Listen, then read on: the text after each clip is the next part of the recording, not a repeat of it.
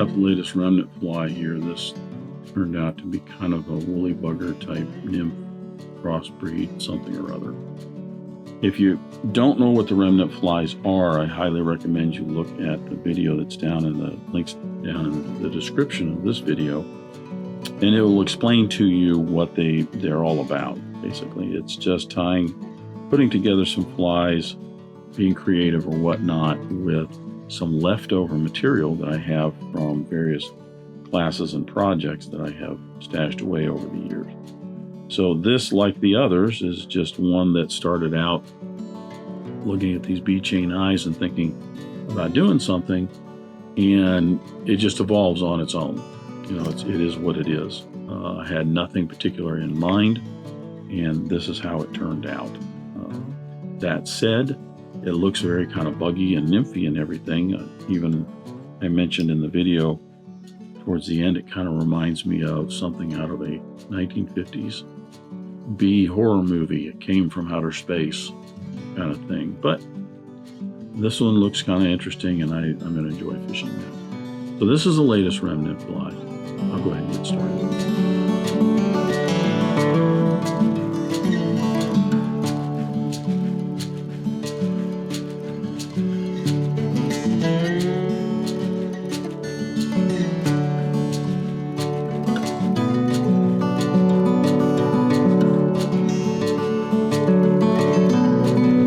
Start this Remnant Fly with my hook and the vise. Pretty certain this is an R74 or like a Mustad 9672, and that's a Mustad R74, which is the more modern or newer number on that. The older number was a 9672. It's a 3X long streamer hook. Might be a Tiemco 5363, which is a little bit longer, but it is a longer streamer hook. Now this fly, I started looking around at different things in my kit in terms of what I was going to tie, and actually nothing was coming to me until I saw these bead chain eyes. Nothing remarkable about them, just they got me started thinking about some sort of nymph streamer or leech pattern, something like that. So that's what I'm going with here, is a longer streamer hook here, and we're going to do some sort of woolly bugger-esque leech streamer kind of thing. So I'm going to attach my thread for this. I'm using a black thread. This is a Danville 70 denier in black. I'm going to get some wax on my thread here. You could use, it's more or less an olive kind of colored fly, so you could use olive if you wanted to. I'm going to attach my thread just behind the eye of the hook. I'm going to leave that right there behind the eye of the hook, maybe half an eye length. So I'm going to tie in these bead chain eyes. Now wait a minute, before I do that, I just got to thinking, since I only have a few wraps on there, I'm going to attach some lead. I've got this is some lead free. I'm going to say this is somewhere around a 0.025 lead free. A little bit too big for just 0.020. I'm going to put 15, maybe 20 wraps of this on here. I want this to go down, so I want this to have a little bit of weight to it.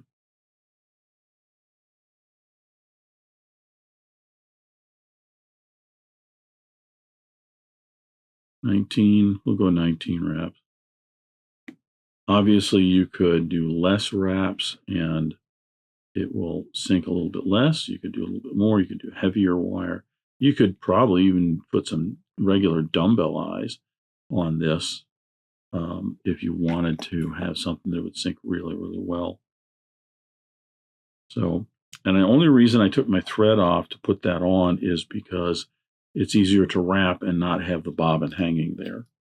And since these bead chain eyes are just going to go right up front here, I can reattach my thread very easy to tie those in.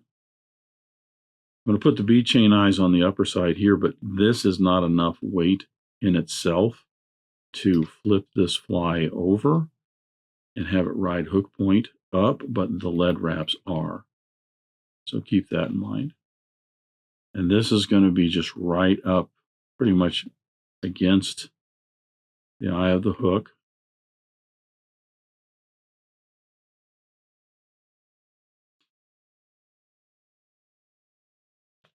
I'm going to shove those lead wraps up there, right up against those eyes. And I'm going to wrap my thread on down to the back end that I was afraid of. Probably got too many. I got some wraps of lead that are keeping that lead from going right up against those eyes there. I'm going to reach back here and push down that tag end of lead just a little bit, so it's a little smoother. There we go. Now I'll put a little thread dam back here. That's just to kind of help keep those lead wraps jammed up there. It's also going to give me a little bit of a transition here from the hook diameter of the hook shank to the diameter of the lead. As I'm wrapping in body material and so on, it won't have a ledge to drop off of. With those lead wraps all secured, I'm going to come back down here to where we're going to put in the tail. Put some head cement along those to kind of secure that a little bit. Now the tail on this, you could go with a marabou tail or something like that if you want. I decided to go with a little bit of this olive barred rabbit zonker. The thing is, because this is going to ride like this in the water, I want to tie this in so it's the skin side up, so when it flips over, that hair is actually on the upper side. I'm going to just put this up on the hook shank, probably match right up to the back of those lead wraps. And I'm going to wrap that in, working my way down to the end of the body, back and forth a couple times to secure that in. And I'll trim away. I want the tail, especially the hair portion here, probably to be about as long as the shank. I should say I want the hide portion to be about as long as the shank. You're going to use your scissors like this, open on the hide side, to kind of saw back and forth on that hide. That way you don't cut this hair, which is going to have a nice taper on the back of it.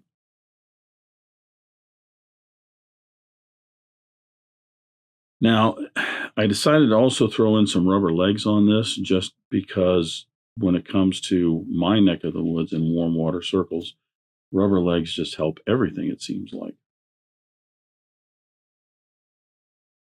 I'm just going to tie these on a little bit longer than the tail.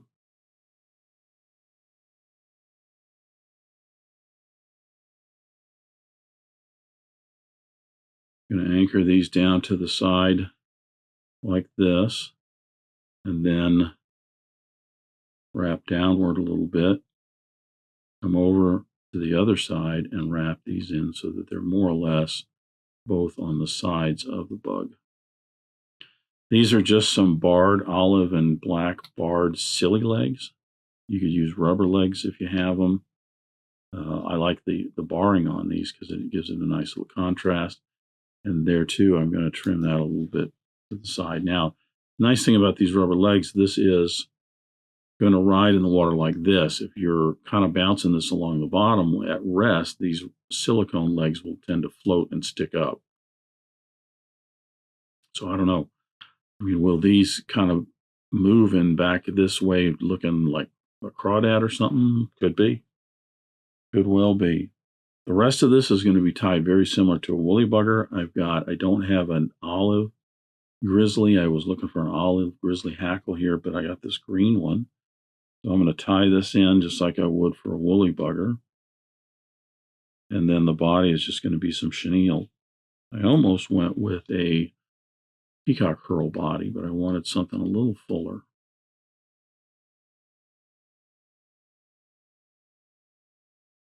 I've got some lighter olive chenille. It matches a little bit better the olive in the tail.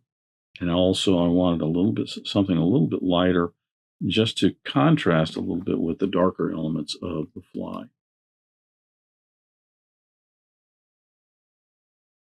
So I'm going to wrap that in, bring my thread all the way up to the end of the lead wraps right behind the bead chain eyes there. And wrap this in. Like I said, the rest of this is just kind of like a woolly bugger.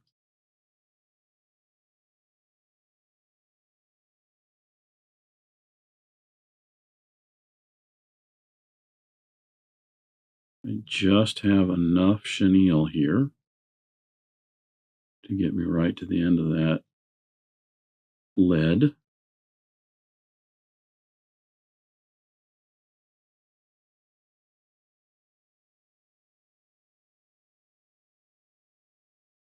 Now I'm going to palmer this hackle forward, just kind of like you would a woolly bugger, maybe 5 or 6 wraps of this. One right in the back here. Open that up in a nice spiral.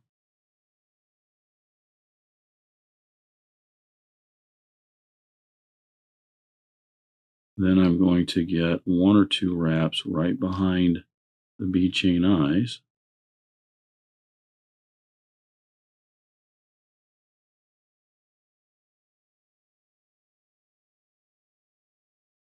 And bring my thread around to secure that in.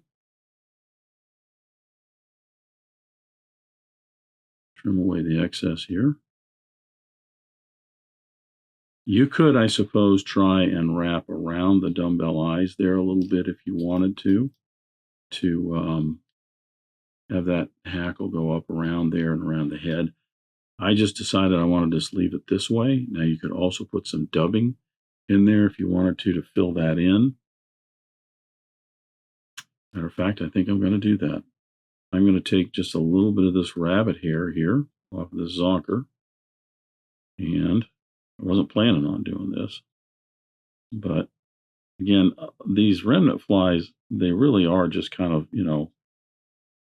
you're thinking of something, you got something in mind, and it's like, let's give it a try. Let's see how it looks, kind of thing. A lot of times when you're tying a pattern that's already established, you think of things in terms of, boy, this might look interesting if we did X, Y, Z. Well, that's kind of what the remnants are all about. You've got this leftover material, throw something in there, throw something together, see what it looks like.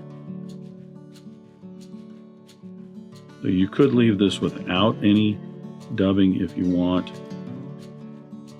I'm going to sweep those hackles back, put in a couple of wraps of dubbing right in here, bring it right around the front. That kind of fills in, around those bead chain eyes. And then a little lip finish.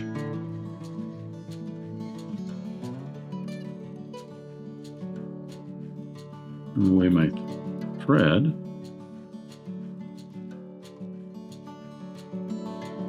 Actually kind of reminding me of something out of a 1950s B horror movie. The Centipede from Beyond or something like that. That is the latest remnant fly. Turned out to be kind of a woolly bugger, bead chain, something or other. Don't know what I'll call that. But it looks interesting. I think it would definitely catch some fish. I have to get out and give it a try. Thanks for watching today. Thank you for joining me at the Vice today. I hope you learned a new pattern, at least a tip or trick here and there. If you'd like to help Dress Irons, you can like, comment, share, subscribe, all those wonderful things for the video. You can also head out to dressedirons.com where you can buy flies, tools, stickers, and merch, or you can join a growing community over on Locals at the Dressed Irons Fly Tying Guild. You can also donate to Dressed Irons if you want through the link at the bottom of the description. I thank everybody for their ongoing support, as it really does help the creation of these videos.